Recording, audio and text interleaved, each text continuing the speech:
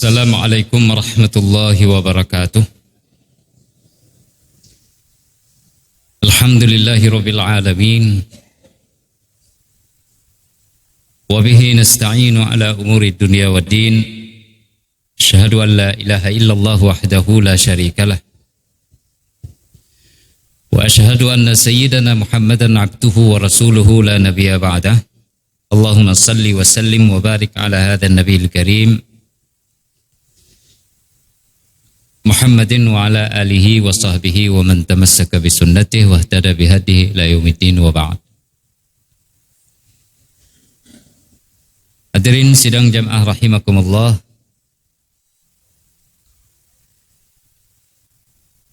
Kira-kira sudah 1 minggu lebih kami kembali dari Tanah Suci Mekah untuk melaksanakan ibadah umrah dan ziarah kepada Rasulullah sallallahu alaihi wasallam.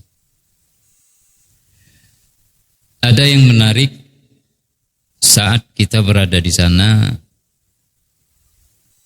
yaitu tidak satupun dari jamaah kami yang mampu mencapai Hajar Aswad, kecuali hanya 1 orang perempuan. Yang perempuan itu berasal dari Krung Raya. Itu pun karena digembirakan hatinya oleh Allah ketika dompetnya saat berada di Bir Ali kehilangan atau dicopet. Beliau sedih, lalu kita katakan Allah akan mengganti bagi ibu dengan ganti yang lebih daripada yang hilang dari ibu. Dan alhamdulillah beliau bergembira ketika akan pulang. Hanya beliau satu-satunya yang dapat menyentuh Hajar Aswad dari kaum perempuan, bahkan dari kaum laki-laki dari jamaah kami. Kenapa ini bisa terjadi? Faktor banyak.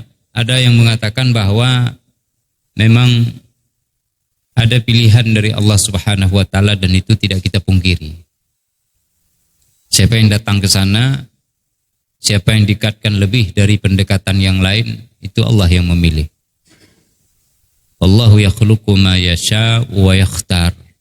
Allah menciptakan dan senantiasa menciptakan apa saja yang dikehendaki, dan Allah pula yang senantiasa memilih. Dipilih orang-orang, para hamba dan ciptaannya untuk dalam segala hal dilebihkan oleh Allah Subhanahu wa taala. Dan faktor ini kita yakini dengan dalil ketika Abdullah ibn Mas'ud yang tidak mau mendekat kepada Hajar Aswad dengan alasan tidak mau menyakiti sesama antar umat Muhammad. Ditanya kepada beliau, wahai Ibn Mas'ud, kenapa engkau tidak mau berdesak-desakan menuju ke Hajar Aswad? Beliau menjawab, Islam melarang untuk saling menyakiti. Wala tulqu bi aidikum ila tahlukah. Jadi ini menyebabkan Ibnu Mas'ud tidak berdesak-desakan untuk mendekat ke Hajar Aswad. Tetapi Abdullah ibnu Umar, beliau berjibaku sampai berdarah-darah, berebut untuk mendekat ke Hajar Aswad. Saat ditanya kepada beliau, beliau menjawab, salah satu media mendekat kepada Allah Subhanahu wa taala adalah bersungguh-sungguh. Salah satunya adalah dengan mendekat ke Hajar al-Aswad. Karena batu ini akan menjadi saksi pada hari kiamat. Nah, ini faktor yang menyatakan bahwa ada keyakinan dari diri masing-masing bahwa pendekatan kepada Hajar Aswad, menyentuhnya itu bahagian daripada sunnah Rasul sallallahu alaihi wasallam. Kemudian faktor lain yang menyebabkan tidak bisanya kita mendekat ke Hajar Aswad, ini faktor alamiah, yaitu pelataran daripada tempat tawaf itu pada bulan 1 akhir sampai dengan bulan 2 itu dipenuhi dengan para jamaah. Tidak ada space yang bisa memberikan kesempatan bagi kita untuk mendekat ke Hajar Aswad. Jadi kita pantau dari televisi dalam kamar hotel sampai dengan jam 2 malam bersambung sampai dengan pagi terus penuh. Mataf itu penuh. Jadi tidak ada celah untuk bisa menerobos. Kecuali mereka terus menerobos dalam sesaknya manusia dari para hamba Allah. Lalu pertanyaannya, bukankah itu sepanjang tahun terjadi? Benar, tapi kemarin itu amat luar biasa. Sidik punya sidik, saya sendiri melihatnya dan sempat bertanya. Rupanya begitu banyak jamaah haji dari orang Irak dan orang Suriah. Setiap gerombolan yang datang itu ramai-ramai, besar-besar badannya, tertulis pada pakaian ihram mereka itu Jama'atul Hujjaj wal Mu'tamirin min Iraq wa min Syam. Dia ada kelompok yang terus berdatangan. Dan mereka sekali jalan berkelompok itu sampai dengan 70 orang. Dan terus itu. Dalam satu kesempatan, saya sempat dialog dengan mereka. Saya tanya dari mana? Apakah dari Mesir? Saya tanya begitu. Sengaja dipancing, karena memang ada mirip-mirip sama orang Mesir. Padahal kita tahu itu dari Irak. Dia katakan, bukan, kami dari Irak. Ramai sekali saya bilang dari Irak. Ya. Anda tahu apa yang terjadi di negeri kami? Maka kesempatan apapun yang kami punya untuk meninggalkan negeri akan kami tempuh. Termasuk melakukan ibadah umrah. Asal bisa keluar dari negeri mereka, itu adalah kebahagiaan. Karena konflik yang terjadi, inflasi dan berbagai macam kriminalitas terjadi di Irak hari ini. Ini adalah potret yang terjadi di belahan bumi dari saudara-saudara kita yang lain. Kita alhamdulillah sampai hari ini adem-adem ayam. Kalau ada konflik, bukan pun konflik, dimakan itu hanya bersinggungan di sana sini sedikit-sedikit. Dan alhamdulillah kalau ini tidak dijaga dengan benar, dia akan mengarah kepada konflik yang lebih besar. Yakinlah, Allah Subhanahu wa taala menyebutkan di dalam Al-Qur'an, "Wa ma atakumur rasul fakhudhuhu wa ma nahakum anhu fantahu." Apa yang Rasul berikan kepada kalian atau didatangkan kepada kalian oleh Rasul, maka ambil. Dan apa yang dilarang kalian melakukannya oleh Rasul, maka stop, jangan lakukan itu. Dan ini adalah perintah. Dan perintah ini menunjukkan kepada kewajiban. Sebagaimana dijelaskan di dalam ilmu usul al-fiqh. Al-amru yadullu alal wujub. Wan nahyu yadullu alat tahrim. Kecuali ada tunjukan yang mengarahkan kepada ibahah, ada qarinah, ada konteks yang membawanya ke arah yang lain. Begitu juga yang haram. Larangan kalau ada qarinah, ada hal-hal atau al-ahwal, baik itu syar'iyan atau aqliyan atau urfan, maka bisa saja dia beralih kepada karahah atau disebut dengan karahatut tanzih di dalam mazhab Abi Hanifah. Atau karahah biasa di dalam mazhab tiga selain daripada Abu Hanifah, itu Imam Malik, Imam Syafi'i, dan Imam Ahmad ibn Hanbal rahimahumullahu ajma'in. Ini belajari secara sungguh-sungguh. Dulu pada masa Rasulullah belum ada ilmu ini yang tertulis. Sekarang sampai kepada kita sudah ada tertulis, terkodifikasi sedemikian apik sehingga kita bisa mempelajarinya, dan siapa yang ingin menggalinya dia bisa mendalaminya. Masa Rasulullah tidak ada dulu. Hanya perintah kepada Muaz bin Jabal, wahai Muaz, kalau nanti kamu di Yaman datang kasus. Kaifa taqdi? Aqdi bi kitabillah. Fa in lam tajid aqdi bi sunnati Rasulillah. Fa in lam tajid ajtahidu ra'yi wala alu. Kalau ada kasus datang nanti di Yaman, Abu Musa juga dikirim ke Yaman. Abdullah bin Qais nama beliau. Masuk Islam sebelum Nabi hijrah ke Al-Madinah Al-Munawwarah. Beserta dengan 2 orang saudaranya sekaligus 57 personil daripada orang-orang di Yaman. Datang kepada Rasulullah, masuk Islam. Lalu mendalami Islam itu, lalu kemudian dia diutus oleh Rasulullah ke Yaman untuk menjadi utusan Rasulullah SAW. Juga Muaz bin Jabal. Kalau kamu ada kasus, bagaimana dengan kitab Allah? Kalau tidak ada dalam kitab Allah, dengan sunnah Rasul. Kalau tidak ada dalam sunnah Rasul, apa yang akan kamu kerjakan, hai Muaz? Aku berijtihad. Tapi ijtihad yang mendasarkan kepada Alkitab dan As-Sunnah. Ini yang dijawab oleh Muaz bin Jabal. Fadaraba Rasulullah sallallahu alaihi wasallam ala sadrih. Wa qala alhamdulillahilladzi waffaqa Rasulillah lima yuhibbu lima yardallah aw yurdillaha wa rasuluh. Lima yurdillaha wa rasulah, atau dibaca lima yardallahu wa rasuluh. Rasul pukul, elus dada Muaz, pegang begini. Macam dulu, ya kita bilang macam karena tidak kita lihat. Dulu Ustaz Abdul Samad ada pegang dada Pak Prabowo. Nah, kira-kira begitulah. Kira-kira pasnya kita tidak tahu karena Rasul disebutkan dalam hadis, fadaraba Rasulullah SAW. Rasul memukul dada dengan pukulan yang lembut.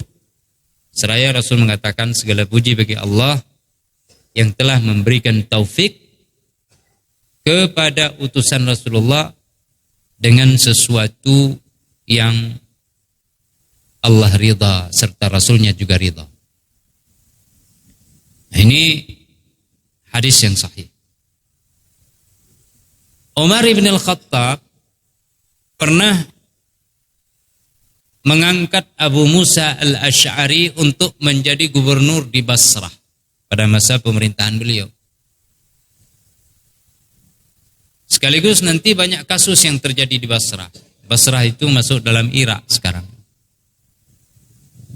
Cuma hanya saja orang-orang Basrah itu biasanya lebih santun dibandingkan dengan orang-orang Kufah. Karena lebih dapat dipercaya. Jadi kalau ditanya di dunia ini hari ini, apa kekurangan bangsa Irak? Bangsa Irak itu adalah suka sekali mengkhianat. Suka berkhianat. Maka ketika Husain bin Ali bin Abi Thalib diminta datang ke Kufah, Husain sudah diingatkan, jangan, bangsa itu suka kali khianat. Tidak apa-apa, datang ke sana. Kami akan bela engkau, wahai Husain. Ada ribuan pasukan kami siap menghudus pedang berpihak kepadamu. Sampai di Karbala, Husain dijagal. Tapi orang-orang Kufah tidak mau membela. Ini pengkhianatan sampai dengan hari ini terus seperti itu. Apalagi di sana sudah ada orang-orang Syiah itu sekitar 60% lebih. 35% kurang sedikit itu Ahlussunnah. Selebihnya nanti campuran. Ada Kristen, ada juga orang-orang Yahudi dan lain sebagainya. Jamaah rahimakumullah, kata Umar kepada Abu Musa al-Asy'ari, innal qada'a faridatun muhakkama wa sunnatun muttaba'ah. Sesungguhnya peradilan itu, wahai Abu Musa, adalah kewajiban yang telah diuraikan Wa idza hakamtum bainan nasi an tahkumu bil adl. Innallaha ni'ma ya'idhukum bih. Fa in tanaza'tum fi syai'in farudduhu ila Allah wa ila Rasul. Kalau kamu berhukum, mengambil suatu putusan, menghukum satu kasus, maka putusan yang keadilan. Apabila kamu berselisih dalam ayat lain dalam satu urusan, kembalikan kepada Allah dan Rasulnya. Maksud kembalikan kepada Allah bagaimana? Kepada kitab Allah. Maksud kembalikan kepada Rasul bagaimana? Karena ayat ini baru turun pada masa Rasulullah, maka kembali kepada personil Rasul. Bukan kepada sunnahnya. Kepada Rasul. Jadi kalau ribut, sebagaimana ribut Aus dan Khazraj, dia datang kepada Rasulullah. Lalu Rasulullah katakan, tahan, ini sudah amrul jahiliyah terjadi pada kalian. Lalu diberikan peringatan. Jadi, farudduhu ilallah war Rasul. Ini kata Rasul langsung personil Rasul pada masa hidup Rasulullah. Tapi ketika Rasulullah telah tiada, maka kembalinya adalah kepada sunnahnya. Tidak mungkin kita langsung ke Rasul karena Rasul telah tiada. Sunnahnya. Dan sunnah ini serta ayat ini itu diberikan kepada para ulama dan tokoh-tokoh serta umara dari umat ini. Fa in tanaza'tum fi syai'in. Kenapa? Karena hak masyarakat itu ketika dia berselisih paham di tingkat grassroots, akar rumput, itu dia bertanya kepada tokoh-tokohnya. Kalau dia konflik antar suami dan istri, maka dia bertanya kepada orang-orang yang dituai dan dipercaya serta arif dalam lingkungan keluarga dari kedua pihak. Fab'athu hakaman min ahlihi wa hakaman min ahliha yurida islaha yuwaffiqillahu bainahuma. Utus penengah dari pihak Lintu dan penengah dari pihak Dara Baru. Yurida, jika Lintu dan Dara Baru ingin kedamaian, yuwaffiqillahu bainahuma. Allah akan memberi taufik di antara keduanya. Jadi kalau keluarga laki bini ribut dalam keluarga, bukan ilallahi wa rasul, lihat Quran, gimana Quran? Karena dia tidak paham. Dia tanya kepada ulama. Nah, ketika ulama memberikan keputusan, bisa saja seorang ulama memberikannya secara mendetail dengan mengambil hadis-hadis serta ayat-ayat secara terperinci ataupun semi terperinci, ataupun dia memberikan secara global, atau dia memberikan jawaban terhadap kasus itu tanpa sandaran dalil. Ya begitu berlaku, bertingkat-tingkat. Ada orang tua jumpa anaknya karena mau berangkat musafir. Dia wanti-wanti sama anaknya. Nak, jangan nanti waktu ndak ada ayah kamu mandi di sungai ya. Nyambe mano-mano wakrung. Sebab kalau mandi di sungai ndak apa-apa, Pak. Itu dia melatih suara. Nah, alhamdulillah. Nah, bagus. Jangan mandi-mandi di sungai ya. Karena di sungai itu ada buaya. Si ayah tidak perlu mengajak anaknya, tuh kamu lihat buaya. Si anak tidak perlu yang betul ya, mana bukti ada buaya. Dia cukup percaya kepada kata-kata daripada orang tuanya. Begitulah bertingkat-tingkat dalam hidup ini. Maka kalau orang paham akan ayat Al-Quran, dia tidak akan mengambil dalil secara serampangan. Saya ingat malam Rabu yang lalu Apa yang terjadi di LC? Ngabalin yang nyebelin, dia bilang apa? In ja'akum fasikum binaba'in fatabayyanu. Kalau datang orang fasik membawa berita, kamu tabayun dulu. Ditanya sama Ustadz Zaitun, lalu dia bisa menjawab. Ini berita ada 3 dari kepala BPIP, dari organisasi Islam dan organisasi massa, kemudian dari pers. Ini 3. Yang mana yang fasik di sini? Kalau kepala BPIP yang Anda bela bukan fasik, berarti 2 lagi. Kalau bukan pers, berarti organisasi Islam, NU dan Muhammadiyah dan lain-lain. Atau lembaga yang dia memiliki otorisasi dalam Negara Kesatuan Republik Indonesia, yaitu MUI, Majelis Ulama Indonesia. Yang mana yang fasik? Tidak bisa jawab. Jadi tanya dulu, kalau dia fasik dan sudah terkenal fasik, baru kita tabayun. Kalau bukan orang fasik yang bawa, Pak Imam yang bawa berita, ayo lumjak kedehtian, pun acara lu apa damai urung dengan karu. Kita cari tabayun, karena ini berita baru datang dari orang fasik. Tidak mungkin. Nah, jadi dia bertingkat-tingkat. Nah begitulah.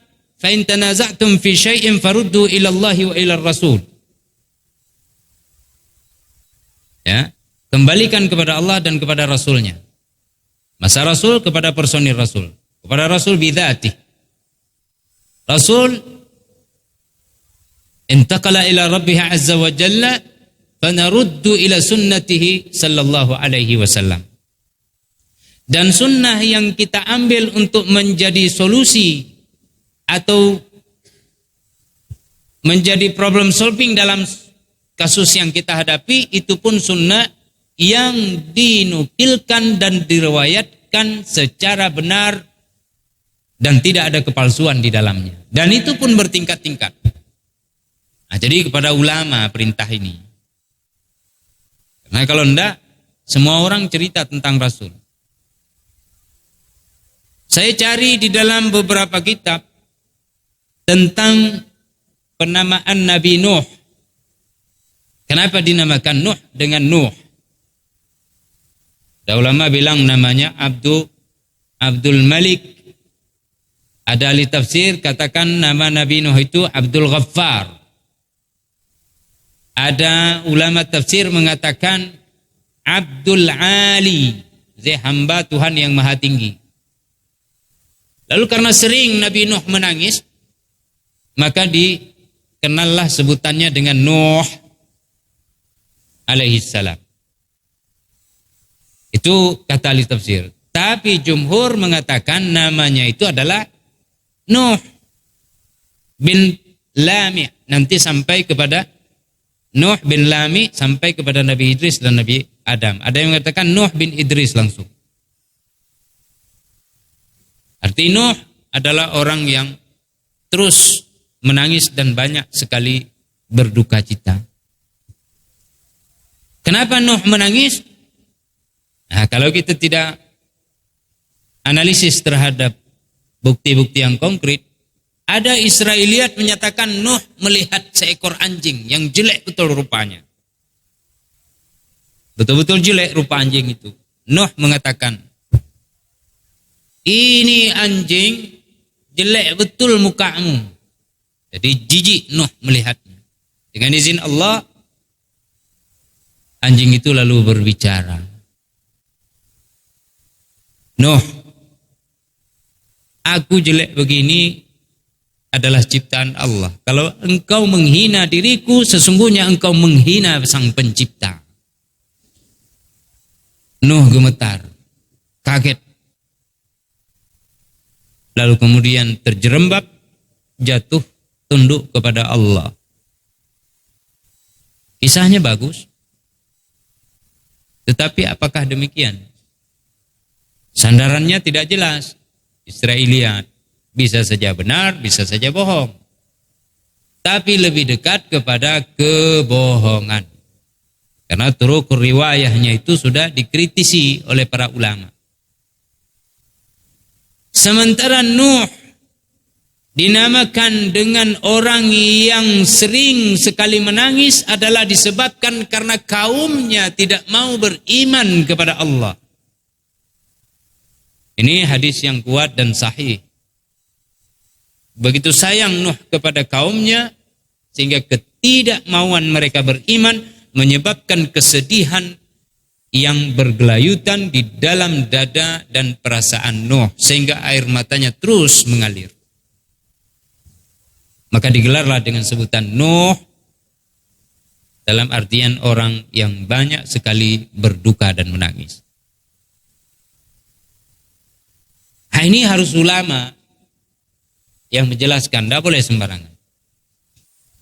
Maka hari ini ketika konflik yang kecil-kecil atau bersinggungan antara satu personil umat dengan yang lainnya, lalu semua ikut-ikutan berbicara, maka itu akan menyebabkan konflik meluas, ketidaknyamanan akan terjadi, bahkan keresahan di kalangan umat semakin meluas dan merebak. Maka hati-hati. Umat awam dalam Bulughul Maram disebut madhabul alim, madhabul awam. Asalkan ada orang alim yang berpendapat satu pendapat dalam Islam, maka itu bisa menjadi pegangan atau ikutan atau jalan yang ditempuh oleh orang awam. Tidak ada salah dalam agama ini. Kenapa? Hadis yang saya menyebutkan idza hakamal hakim awil alim aw idza ijtahadal alim awil hakim. Kalau menghukum seorang hakim atau berijtihad seorang alim maupun orang hakim. Artinya seorang hakim ya hakim di pengadilan atau hakim yang menengahi suatu kasus. Kalau dia benar, in asaba falahu ajran, dapat 2. Wa in akhta'a falahu ajrun wahid. Kalau salah dia dapat 1. Salah dalam pandangan Rasulullah, keputusannya diberikan kepadanya 1 pahala. Kenapa? Lalu yang ikut tanpa disadari itu salah dan dia sudah dapat pahala, diikuti orang lain yang ikut juga dapat pahala, apalagi orang awam. Kenapa ini bisa terjadi? Karena Islam itu memberikan kepada orang alim kemuliaan untuk menggali sebuah keputusan yang keputusan itu tidak ada di dalam kitab dan sunnah.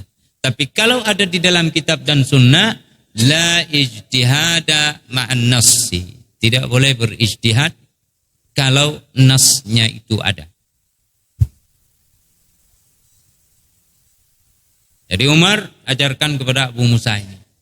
Setelah dikatakan innal qada'a fariidatun muhakkama wa sunnatun muttaba'ah, sesungguhnya peradilan itu adalah kewajiban yang telah diuraikan dan juga sekaligus sunnah yang diikuti secara turun-menurun. Sampai bangsa primitif pun ada peradilan. Primitif, animisme, ada juga peradilan meskipun peradilan itu salah. Dan setelah kita lihat rupanya salah keputusannya. Tapi ada peradilan. Sunnah muttaba'. Lalu Umar mengatakan, Al-fahmu bima talazlaja fi sadrika ma lam tajid fi kitabillah wa sunnati rasulih. Hendaklah engkau wahai Abu Musa untuk betul-betul memahami dan memahami. Al-fahmu fiqh. Ma yuridillahu bihi khairan yufaqihu fid din. Wal fiqhu wal fahmu lughatan. Fikih, fahum la yafqahun, mereka tidak paham. La'allakum tafqahun, mudah-mudahan kalian menjadi orang yang paham. Ujung-ujung ayat. Fama lihaula'il qaumi la yakaduna yafqahuna haditha. Fama lihaula'il qaumi la yakaduna yafqahuna qawla. Apa itu orang munafik? Ya, orang tak paham pembicaraan. Itu orang munafik, orang tak bisa paham tentang perkataan. Pegang A dia paham B, padahal maksudnya adalah C. Atau dibilang A memang maksud A, jelas maksudnya, tapi dia tidak paham. Lihat surah At-Taubah, banyak itu sifat munafik. Wa minhum ma ahadullah lain. Ya. Gimana bunyi ayatnya itu? Wa minhum man ahadullah. Antara mereka ada yang berjanji kepada Allah. Lain atana min fadlihi lanasaddaqanna wa lanakunanna minas salihin.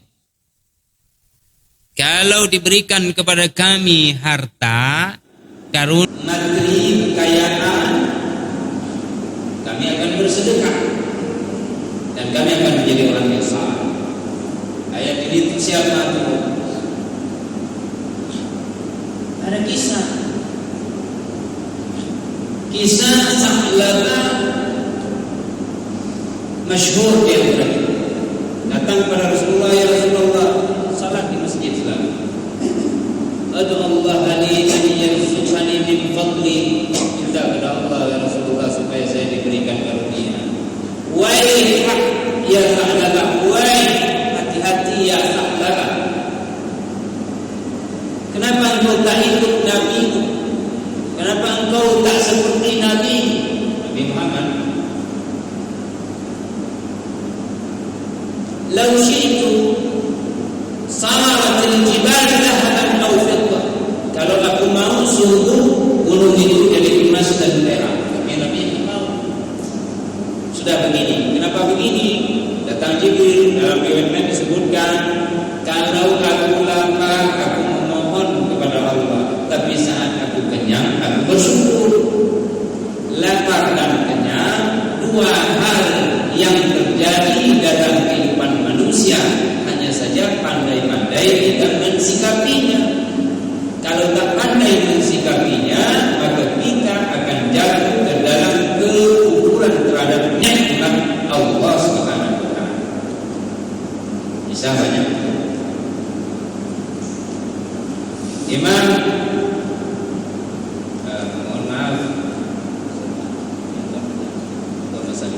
Syekh Muhammad Mutawalli Sya'rawi mengatakan, coba kau lihat, sebenarnya ini pernah juga dikatakan oleh Ibnu Qayyim Al-Jauzi.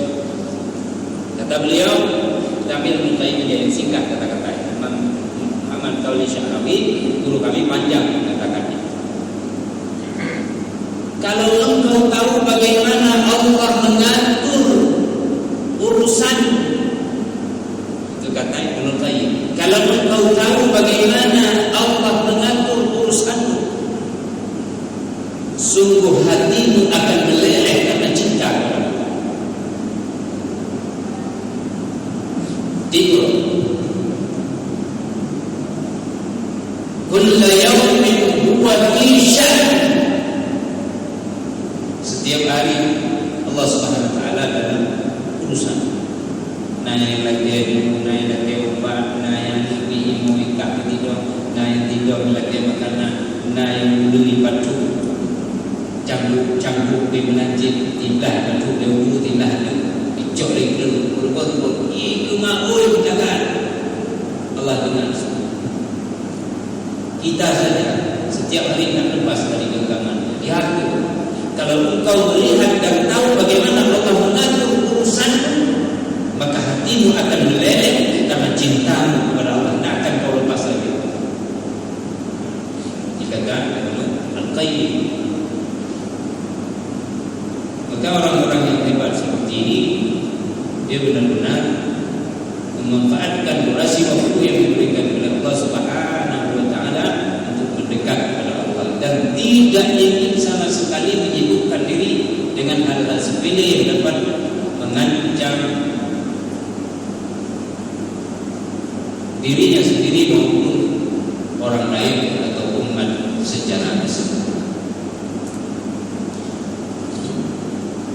Ada kisah ini saya tidak tahu dasarnya. Kisah ini hanya sebagai inspirasi saja. Masih ingat kisah tentang Majnun Laila atau Laila Majnun? Ya, gila semalam. Atau si Majnun ini stres dia karena mencintai si Laila. Satu hari para ahli fikih sedang begini, salat. Ketika salat, Majnun lewat di depan orang salat. Seorang ahli fikih lalu menegur, seorang ulama yang sedang salat. Wahai Majnun, betul-betul engkau ini sudah gila. Di depan orang salat kau lewat, emang tak waras. Apa dijawab oleh Majnun? Wahai Pak Kiai, siapakah sesungguhnya yang gila, aku atau engkau? Masa engkau sedang salat masih sempat melihat? Ini kisah yang inspiratif. Kita gagal fokus, gagal paham, gagal fokus, atau gagal fokus maka gagal paham dalam kehidupan ini. Padahal Nabi sudah katakan banyak. Jadi hadis banyak yang tidak sempat kita baca.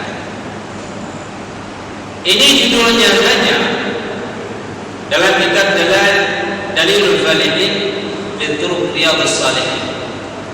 Ya, Muhammad Alan As-Siddiq Asy-Syafi'i Al-Asy'ari Al-Makki.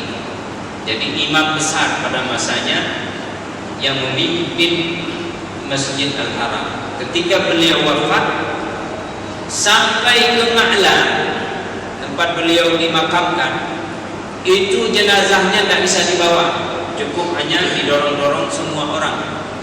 Ambil, lanjut Pak, menan sesak. Beliau mensyarah hadis-hadis yang ada di dalam Riyadhus Shalihin sekaligus mengikuti metode yang telah ditempuh oleh Al-Imam An-Nawawi rahimahullah. Halaman 409 jilid yang pertama, ada 4 jilid. Disebutkan di sini bab al-amri bil muhafadzah 'ala sunnah wa adabiha. Bab tentang perintah untuk menjaga sunnah serta adab-adab dengan sunnahnya. Ini dah habis kalau kita baca. Lalu di dalam halaman 450-an, dia ada lagi di depan 436, lebih panjang. Apa disebut bab nahyi 'anil bid'ah wa muhdatsatil umur. Bab tentang larangan untuk melakukan bid'ah dan mengada-adakan urusan di dalam agama ini. Jadi kalau kita bahas, mudah-mudahan jangan ribut karena saya ambil dari kitab. Kecuali tak pegah gitu, tak Jawa gitu. Apa yang dimaksud dengan muhdatsatil umur? Muhdatsatil umur maksudnya allati laysat ala qawaid asy-syara' wa la fiha ma ayyadaha. Yang sesuatu yang tidak berdasarkan kaidah-kaidah syariat dan tidak ada yang mendukungnya. Tapi kalau ada kaidah dalam syariat, maka itu tidak. Jadi bagilah bid'ah itu oleh para ulama kepada bid'ah yang wajib melakukan bid'ah. Nabi tidak mempelajari ilmu kedokteran. Itu bid'ah karena sesuatu yang tidak ada dipelajari. Pelajari ilmu kedokteran. sehingga tidak susah lagi untuk mengalirkan darah, mencairkan darah yang membeku, yang bisa menyebabkan stroke baik pada anggota tubuh maupun stroke secara permanen. Yang tidak permanen pun nanti menyebabkan permanen kehilangan anggota tubuh. Kita injeksi vaksin atau bukan vaksin, injeksi untuk mencairkan itu apa? Ada foknya, ada enzim babinya 0,02%. Tidak banyak. Apakah itu boleh? Diharamkan. Hurimat alaikumul maitatu wad-damu wa lahmul khinzir. Ini bid'ah, lalu mengerjakan yang haram bertambah bid'ah lagi. Tadi pelajari oleh ulama. Farudduhu ilallah wa rasul. Cerita Muaz bin Jabal, cerita Abu Musa al-Asy'ari dengan Umar. Ada kias yang tidak dituliskan pada masa Rasulullah, yang ditulis kemudian ilmu tentang usul fiqh. Dan kita kasih contoh tadi salah satunya. Nanti dipelajari apa itu hukum taklifi, apa itu hukum wad'i. Bukan hukum wad'i maksudnya agama wad'i. Kalau agama wad'i, agama ardi yang dibuat-buat oleh manusia. Ini hukum al-wad'i adalah hukum yang Allah menjadikan sesuatu itu sebagai syarat ataupun menjadi sebab atau menjadi mani atau menjadi sahih atau fasid. Juga 5. Selain hukum taklifi wajib, haram, sunat, makruh dan mubah. Abu Hanifah tambah karahiyat tahrim dan karahiyat tanzih selain daripada yang tadi jadi 7. Dipelajari. Nah, masing-masing ulama buat kaidah. Tariqah mutakallimin atau dikenal nanti dengan tariqah Syafi'iyah. Kenapa tariqah Syafi'iyah? Karena memang masyhurnya di sana dari Ar-Risalah. Nanti ada tariqah Abu Hanifah, ya, Hanafiyah. Dia mulai dari furu' naik ke usul. Kalau mutakallimin dari usul turun ke furu'. Nah, kira-kira kalau kita bicara gitu. Nah, tapi ini panjang. Sehingga nanti abad ke-4 baru ditulis Al-Umdah. Kemudian syarahnya Al-Muhtamad. Al-Umdah itu punya Ibnu Abdul Jabbar. Syarahnya itu Abi Al-Husain Al-Basri. Dua-duanya orang Mu'tazilah. Akidahnya Mu'tazilah, ya, alirannya, tapi fikihnya tetap diambil. Lihat, khudu al-hikmata min ayyi wa'iddan kharajat. Ambil hikmah dari mana saja. Tidak diambil akidahnya, fikihnya diambil. Imam Zamakhsyari orang alim, debat sama Imam Al-Ghazali, debat. Maya-maya Imam Zamakhsyari. Akidahnya tidak diambil, yang berhubungan dengan hal akidah ditinggalkan, biarkan dalam tafsirnya seperti itu.